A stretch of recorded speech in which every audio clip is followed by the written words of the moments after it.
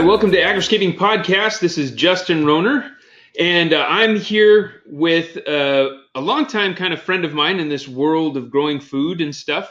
Her name is Ashley Schimke. She's the program specialist for the Arizona Department of Education, working to bring Arizona-grown foods into school meal programs.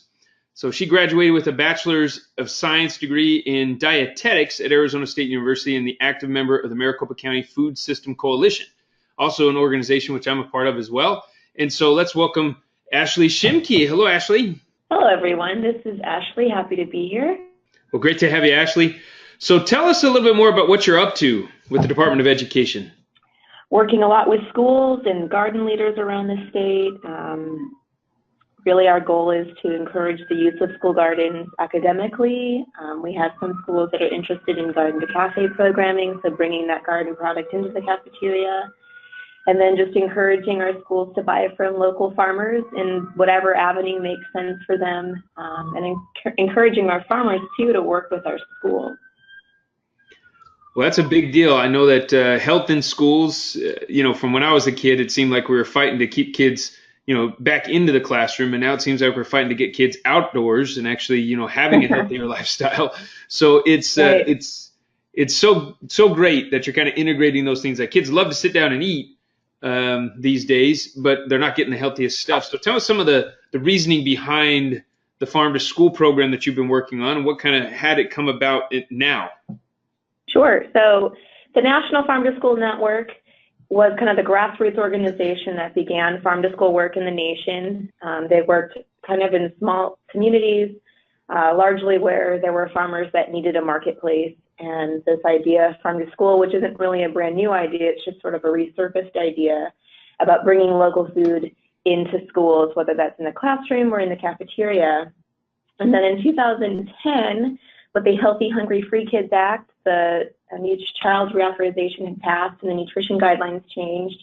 And USDA took on kind of their perspective of farm to school, which focuses a lot on using the federal program to buy local sources of food, and encouraging schools to do that under the federal guidance. So now the National Farm to School Network and both USDA work together to make farm to school a reality within the school setting. And one of the ways they do that is make sure that there's a person in every state designated to help coordinate that work. And so that is what I do for Arizona. So you have all of Arizona? Correct. And so how many schools does that include? We have about 500 districts that we work with on the National School Lunch Program, and probably roughly 500 we call them sponsors on the Child and Adult Care Food Program that's broken up into homes and centers. So we have about, 500 preschool programs and probably 2,000 schools. Wow. And not all of them, participate in farm to school, but probably 25 to 30% of them are engaged in farm to school in one way or another. So have you found kind of a pattern in the schools that really get engaged with it, and kind of what are the things that they are up to, or what are they curious about that gets them engaged? Probably the key identifiers of school that is actually actively engaged in farm to school is certain key champions. That could be a teacher, that could be an administrator, that could be a parent, a strong PTA program, or a really strong advocate in the food service realm. And probably the strongest programs have one of each of those key stakeholders invested in making this happen at a school setting. So if a parent, for instance, who might be listening to this, wanted to get their school more involved in this farm to school program, what are the elements again? It sounded like there were some specific elements. If you had a strong leader or champion, as you called them, in each of those areas, what were those areas again that might help them and support them to be able to get a school garden off the ground? Yeah, so some schools have something called a parent-teacher organization or an association, and so a parent can get really involved in that aspect.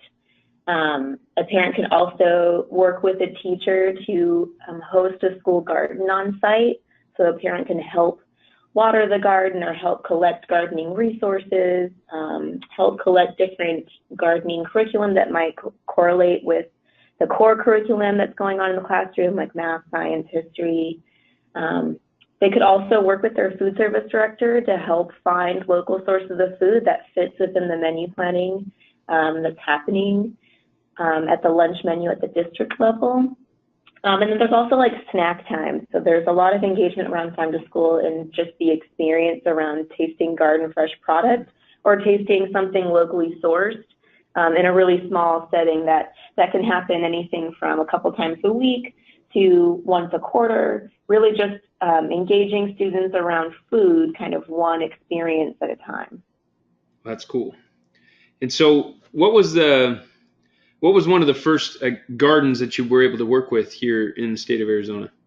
Ooh, probably Brunson Lee Elementary in the Balch School District. So here in the Phoenix area, just off of like McDowell and 48th Street. Actually, the purpose that garden was created was for the community and specifically the parents. That community is a low socioeconomic status area, and they were really struggling to get parents to be engaged at the school level.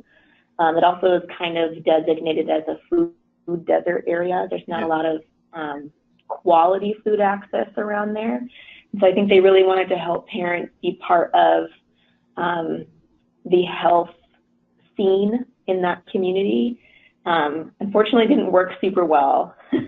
The parents primarily spoke Spanish, and I don't know that they were largely interested in gardening themselves, but they did like having that pretty space to come out and visit. So parents would use it as kind of a social scene, a place to like talk with other parents.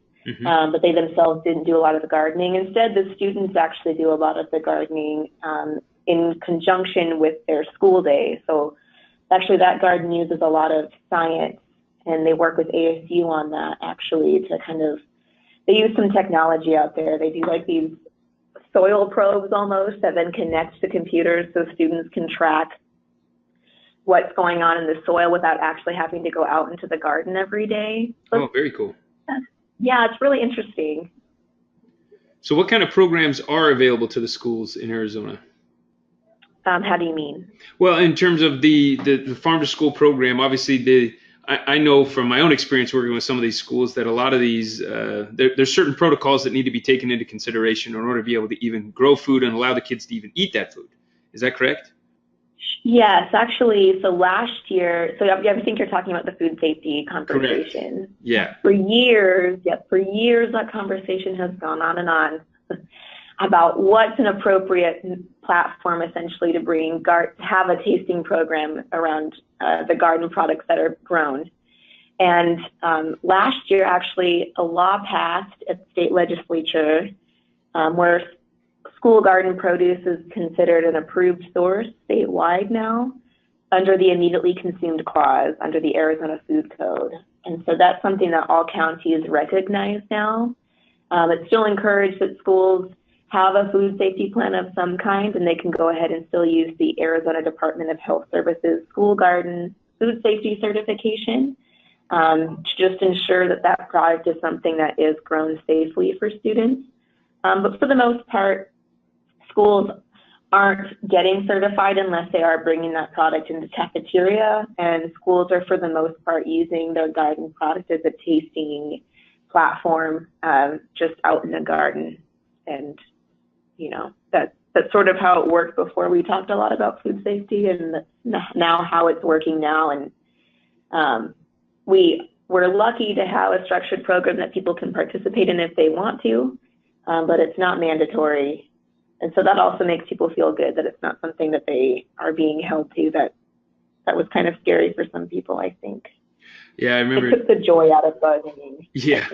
Well, I know a number of years ago we had to, like, the kids weren't allowed to eat the food at one of the gardens that we worked at a school. The kids weren't allowed to eat it, but they could sell it to their parents. And I always thought that was kind of funny. Yeah. Well, it's liabilities now on the parents, not on the kids, or not on the school. Yeah, there's been a lot of conversation around food safety in this state and how to proceed. And so the general census right now is that school garden product is considered an approved source. And there are, of course, best practices you can take to ensure that that is happening. But for the most part, people aren't really too concerned about it. So there's not a garden police out there that's running around in black pajamas and dark sunglasses going and nailing these school gardens.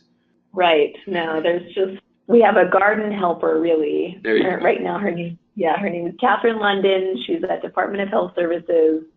She is a master gardener now too, so she is fully aware of the gardening struggles out there, and she's a really good resource actually. So. Well, that's awesome. So how about yourself? I mean, you grow a garden yourself? Currently, I don't. Everyone in my family seems to. I am more just a garden visitor these days. You got so many other gardens to go visit, right? It's like, oh, I have so many gardens to visit. Actually, I had to give all my plants to my mom because I'm not home enough right now to keep them watered. And in my current living situation, I didn't have permission to put in like a watering system. So I had to get them adopted into a nice home. Well, it's good to hear your family's gardening. Your family always gardened, or is this kind of a new thing for you? I think my mom grew up on a farm in Blue Hill, Nebraska. My grandpa raised cattle and grains, and my grandma had a really nice sized garden, which I think is where my mom learned how to garden. And growing up, we always had a garden, but it was primarily roses and like hibiscus flowers from my mom. My mom really likes flowers. And it hasn't actually, it's kind of ironic. I don't know if this is really my fault or not, but we didn't start growing vegetables until I got this job.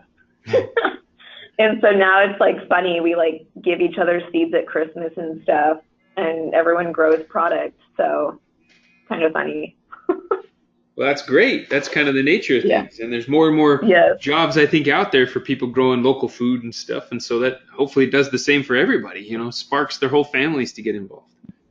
Yeah, it's really fun. Food has always been a way that my family has connected with one another. And so now gardening is an extension of that. Well, I remember years ago I had a radio show here in the Valley on AM 960. And the guy that was on the show right after me was this Italian guy. And his show was all about food, and he would always say it's like a family is built around the dinner table. It's like, oh, that's where they gather, that's where everything happens, that's where you can ask all the hard questions. It's the dinner table. It's around food. So, and that's a humanity thing, I think. It's like people gather around food. We know that as well. Any event that we do, if you bring food and you let people know there's going to be food, more people show up. Yeah, so crazy how that works. But it's beautiful. I guess it's just part of being human, you know. We get together around food. Yeah, I love it. And we get together around healthy food in a garden. It seems like even the conversation, from my experience, the conversations are even a little bit deeper, more meaningful. There's more purpose in the conversations rather than just the BYOB kind of meetings where you're gathering around a beer keg or something like that. It seems like the more meaning is around a garden. You don't typically find people on their extremes around a garden. Has that been your experience too? I'm just kind of throwing something out there, but that's been my experience. No, I think there's a lot of validity to that. I think when you take the time to either cook your own food or grow your own food or shop for your own food in like kind of a special way, you have more depth to talk about even just that topic of food. And when you're bringing something, you want to bring something special.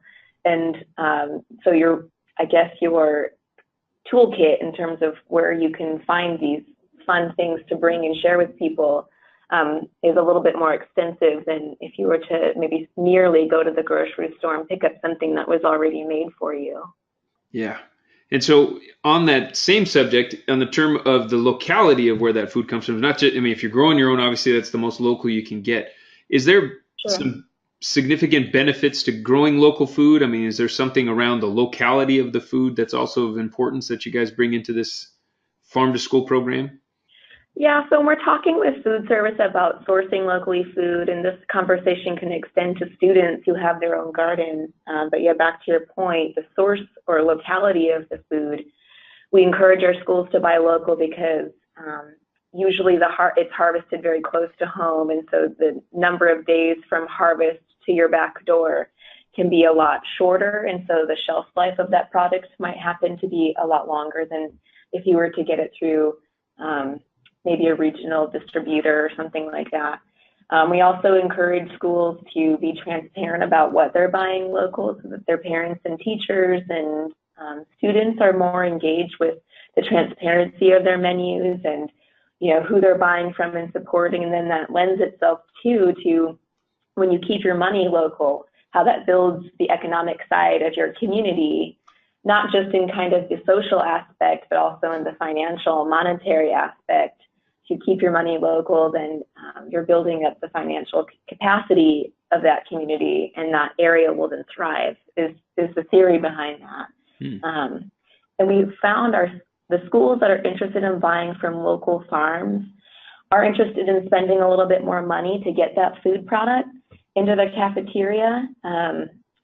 Sometimes distribution is where we see a breakdown in that buy local program, but it doesn't always come down to what's the cheapest item you can get in food service. I think we think that because we are a very business focused society, and there's kind of this misnomer of, the cheapest thing always wins. And I think that there's a shift happening in our culture where we're looking at quality over quantity in some ways, and we're looking at quality over like what you get for your money kind of thing. Because we're seeing a lot of direct correlation in research about how students, when they're being connected to this food, whether it's in a garden or from a local farmer, that they're actually more inclined to eat more of that product and try more of that product more frequently, which then builds healthy eating habits as we grow up, which is exactly where we want our kids to be. Yeah, I know from my own experience around the dinner table, it's like I had a son early on. He was pretty much against all the vegetables. He was just against it. But when we started growing them in our garden, he got curious. It's like, so that broccoli, where's that broccoli from? It came from our garden? Okay, I'll try it out. He'll try it out. I'm like, how is it? Pretty good, And then from then on out, it's like he's always asking if there's vegetables on the table, did this come from our garden? If it did, he'll eat it. If it didn't, he'd be like, I'm not going to have it. My niece is like that, actually. She just turned 3 a couple weeks ago, and if it came from the garden, she'll always try it. I think she's pretty good at eating fruits and vegetables, but there are certain things like tomatoes and carrots that she pretty much just likes it when Dad grows it. Well, and that's tomatoes are definitely ones, and carrots in particular. It's like I find that when they come out of the garden, different flavor profile entirely. Yeah. Fun for kids to a lot stronger flavors, right? Yeah. So do you see any other benefits? I guess what are the benefits you see with these younger students as they're getting this locally sourced food? What happens to them? You've been around this, I guess, for a few years now, and so you've probably been able to see some of these kids grow up a little bit more. I mean, how does it affect them in their life? I think you see them become more curious eaters. They tend to grow up with a wider portfolio of things they've either tried or are willing to try. You see this with our USDA Fresh Fruit and Vegetable Grant Program, which schools are eligible to apply for when they are the 50% free and reduced or higher economic status. But that is a taste experience program exclusively to try new fruits and vegetables. And so you see similar things in the Farm to School program, where when kids are exposed to new things, and it's sort of social peer pressure. Like for the most part, everyone will try it if the majority of the kids are trying it, or if you have a really strong parent or teacher role model trying it with the kids.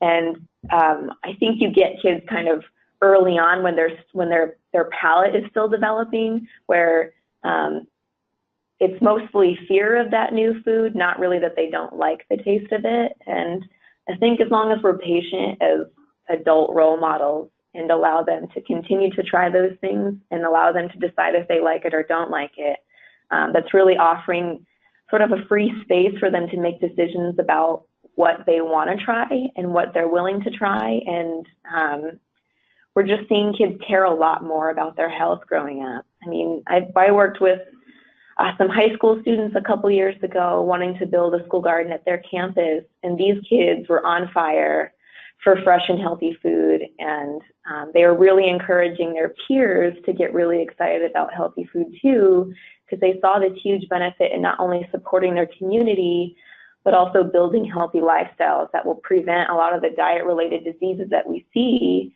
in the world today, like diabetes and cardiovascular disease, and those kids are sort of fearful of kind of developing these diseases that they might be seeing their parents or grandparents developing, and they certainly want to eliminate that risk for themselves and also encourage their family members to manage their disease through diet. And that's kind of one of the cool things too about kids is they can kind of gracefully nudge the adults to make healthy eating behaviors just because they're so naturally curious and enthusiastic. And that's sort of what I get really excited about, is that weird little culture, that shift that happens from student to adult or child to adult, instead of what we kind of expect as parents being the role models and instilling this kind of behavior in our children. Yeah, so I was curious kind of about this. Yeah, the program continues to grow and develop, but how it does influence the parents' diets, but I think that's exactly right. I know my kids, if they came up to me and says, "I don't want you to die, Dad," when they go to a funeral and we find out why they died and that they got sick, and then my kids start asking me, "Do you eat stuff like he did? Did you, are you running like he should have? Everyone said that if he would have run more, and so we start getting these questions coming back to us as parents. It's like, oh, my kid wants me to live. This is good. This is good. They're not teenagers the other thing yet, you see, I was just going to say, the other thing that you see with kids learning more about the source of their food, or then themselves growing their own food, and then, being more willing to try or eat those foods, is they have this concern now about food waste, and they want to know what happens when you don't eat the food and how they can prevent it from going into the landfill, or how they can somehow make beneficial use of the waste that the students as a population in general just didn't consume. And so you're starting to see that be one of the things that students are kind of actively kind of spearheading at schools, is why is there waste? How can we prevent it? And what can we do about it moving forward? So with that waste, is there also some school composting programs also tied into these things as well? There are composting programs for those who have gardens, and they primarily use, just plant waste, any vegetable or fruit scraps. We haven't seen a whole lot of this in Arizona, but I think there's a huge interest in it. It's like a post-consumer waste program where maybe the scraps of its entirety are then sent to like a hog farm or something like that. And we do have a couple, not too many, but kind of outside companies who will, like Compost Cats is one of those things down in the Tucson area, who will compost food scraps essentially on an off-site facility, and then the school can either get that product back, or it's essentially just, at least it's not going to landfill kind of a thing. Well, that's good. I think that's a new concept for our schools, and it comes down, I think the biggest barrier comes down to administration. I think maybe understanding where the resources are, which is where my job comes in, and how to frame that so that it's not a systematic nightmare. Kind of, what does that mean for the school? Does it cost more money? Who's going to be responsible for that? I think it comes down a lot of times at schools, like who's going to be responsible for this new program we're instilling. And I think administration are usually on board, as long as they don't have to be the ones to take care of that problem. Yeah, if they don't have to worry about it, then they're happy to have it, right? Yes, I'm happy to have that if I don't have to do it. But actually, I'm surprised too. We do have a lot of administrators who are really willing to roll up their sleeves and get into the dirt too with the kids. So that's nice to see. That is nice to see. It's nice to hear too. So what resources can you offer to these teachers and parents in schools that helps them get this kind of figured out for them? Well, so some things that I'm mostly tasked with doing training and technical assistance, and so you can email or call me when you have questions. We have an Arizona Farm to School at azed.gov email address, or you can find my information online, super easy. We also offer training and technical assistance, so at least for food service, we offer things like farm tours and opportunities for farmers and food service to connect with one another. We are newly starting a lot more work on technical gardening training. We're starting a webinar series about technical aspects to gardening. Our first one was actually pre-recorded and will go live probably sometime next week. And it's about soil structure. So helping garden leaders understand what soil structure and what soil texture looks like and how you can amend to get to a soil that will work for kind of our non-native crops. We have a Facebook that you can connect with that tells you about different grant opportunities that arise. And where can they find that? So what would they search for on Facebook? That's our Arizona Farm to School Facebook. All right. So Arizona Farm to School on Facebook? Yep. We've developed a Harvest of the Season program, which is based off of Oregon and California's Harvest of the Month program, which really just showcases some of the seasonal products that grow in Arizona, different vegetables and fruits. We have family newsletters and posters that cafeteria food service workers can use in the lunch line. Those are all free to download off of our website at azed.gov. azed.gov, okay. I'm checking that out myself right now. Oh, well, I should warn you that we had to recode our website, and so I'm in the process of actually replacing what was once on the old website. Got it. So right now you can just see the different topics that are covered, and probably by tomorrow it will be actually on there. I feel like for the most part, that's what I do is I offer training and technical assistance. And when I find a place where I can build a product, for example, that works, that's what I do. Actually, one of the exciting things, we were finally awarded some money to offer school garden grants for the first time. So I'm really excited about that. Our request for application will drop September 1, and that will be for our advanced gardens in schools. And then we're going to build up those who receive the grant award to become mentors to our younger gardens.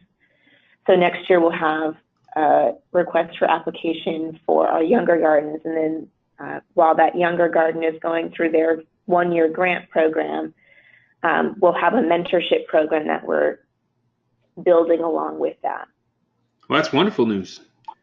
Yeah, I'm really excited to see that. I feel like that'll help me understand what schools need from our office and what we can provide, but they're also learning from each other, which I think is probably the best medicine, honestly, for building up culture and resolving issues that I probably couldn't even begin to resolve on alone, not being, directly in a school. So is there a specific school district that you would say is doing really well with these programs, or that might be a good showcase for others to try to get their programs together as well? Yeah, so there's probably 2 or 3. I'm really excited about this work that's happening in about 3 of our districts, maybe 4. They're building internal garden networks, and so each of the schools under one district umbrella are working together. And so these garden leaders are no longer feeling like they're all alone, and they're resolving problems together, and they meet regularly, and they plan, for different growing seasons together, which I imagine only helps relieve some of that, like, I feel so alone in this feeling, but also you can address things much more quickly because you have usually veterans who are championing that network. And then you have the excited people who are learning along with their garden, essentially. We have the Tucson Unified School District down in Tucson who's doing a really good job with that. And that's largely to do with their partners, the Community Food Bank of Southern Arizona, and then the University of Arizona is also a huge helper in that, because that district is really big. They're like 90 sites large. Wow.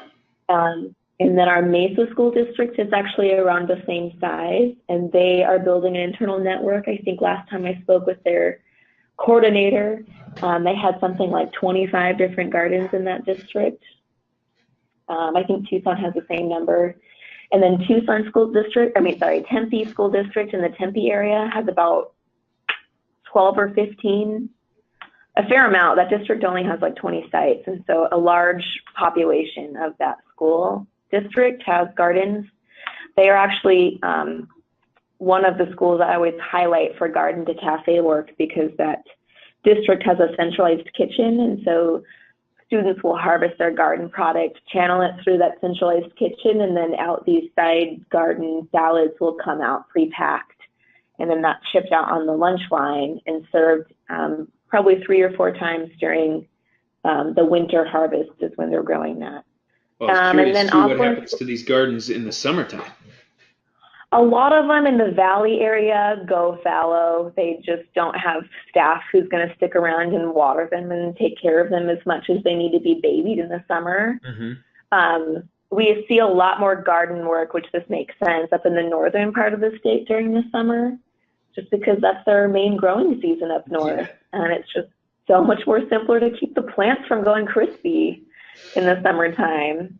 We have summer feeding programs all over the state where students can come and be fed during the summer months. And so sometimes we have school districts who offer like shortened day camps where you can go and learn and play during the summertime when parents are working, for example. And we do have, I'm thinking of the Tempe School District in particular, they have like a partner called Kids Zone that will, and a couple of their sites have gardens that they run through the summer. They're smaller, and it's really kind of just to showcase probably the summer crops that can grow. But really that's an outside champion who's making sure that that's a service that's offered during the summer months. That's good.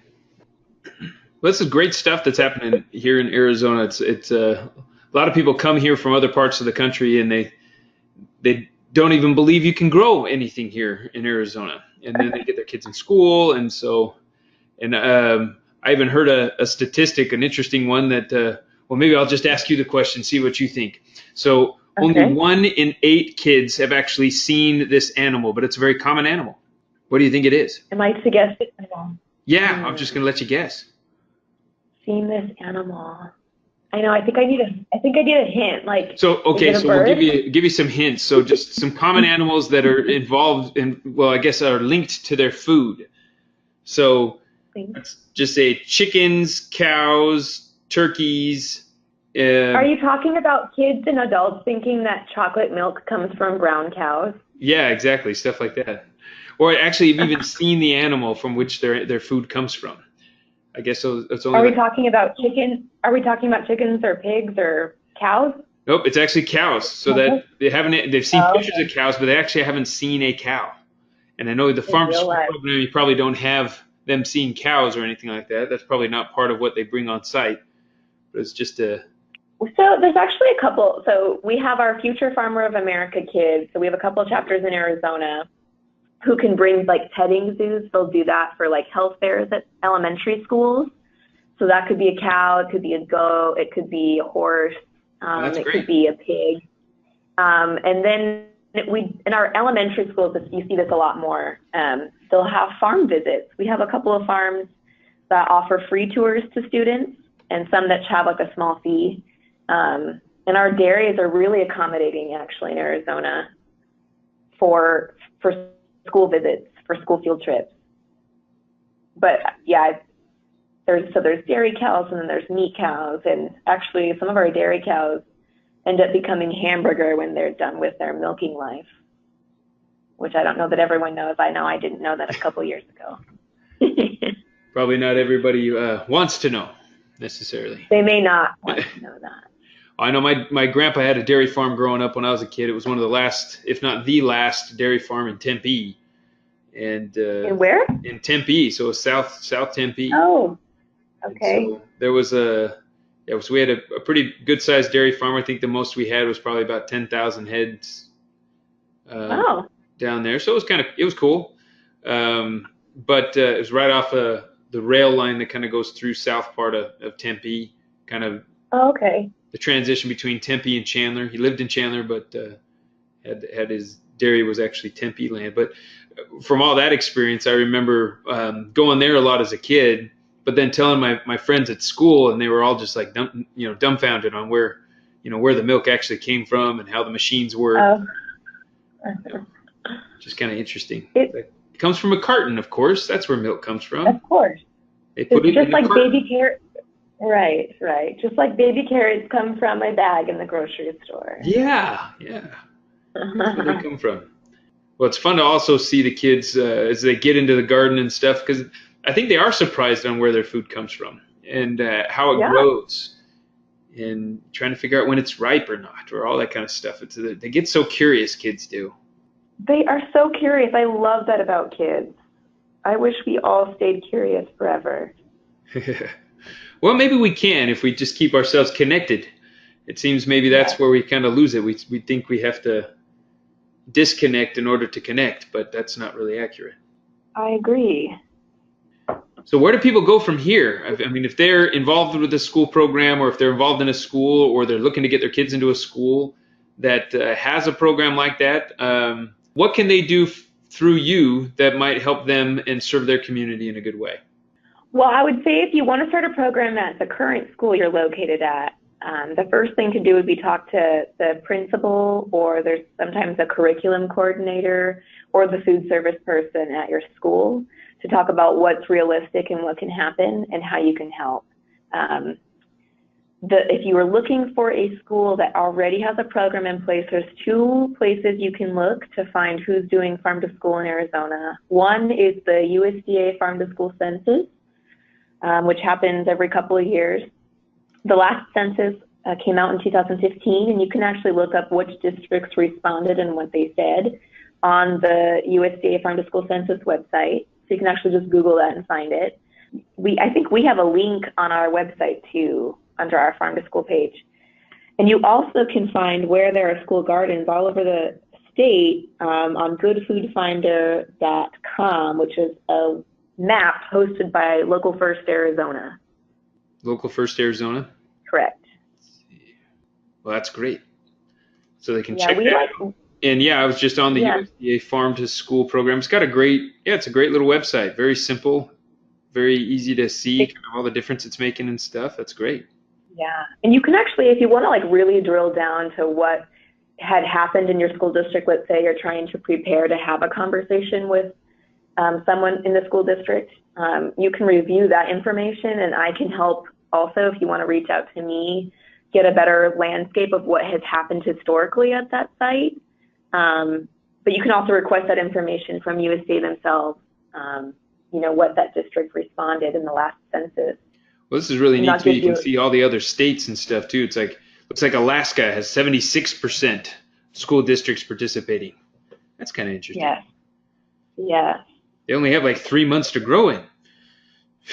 Yes, they have actually a really huge fish to school program, and a lot of the fishermen there are very supportive. I think because they get a tax write-off, but also because they get, hopefully kids interested in wanting to become fishermen. That's really, and then, kind of conversely, Montana has a really good beef to school program because they grow a lot of beef in their state. Wow. So farm to school programs look very different state to state, and it kind of is a product of not only the culture, of course, but also just the landscape and agriculturally what can be produced. Well, I noticed let's see, Guam and the U.S. Virgin Islands are 100% of their districts. Yes. Because they probably only have one district, and they're all involved.